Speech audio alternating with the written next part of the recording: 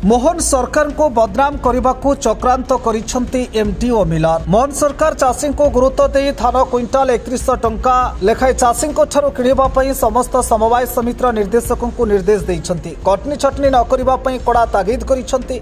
तेबे यार व्यतिक्रम देखा मिली मयूरभंज जिला पलाशमंडली लैंप मोरडा ब्रांच रे एटी पानीर गार पलटि सरकार धार्य नियम कार्यरत एमडी पुरेश चंद्र बेहेरा मेरीराय नीति चली छोट बड़ा बदल में प्लास्टिक पोड़ा को देउछंती अनुमति। सेहीपरि मिलर दलाल साजी क्विंटाल पिछा 8 ରୁ 10 केजी कटनी छटनी को करुछंती नीरव समर्थन।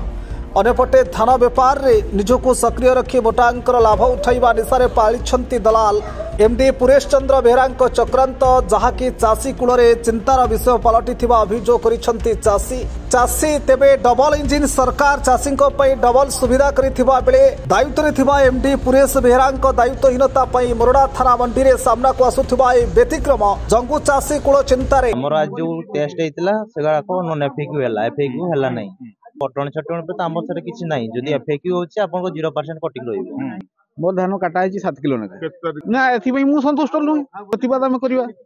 Mayurbhanj Bibhudatta Behera report focus plus.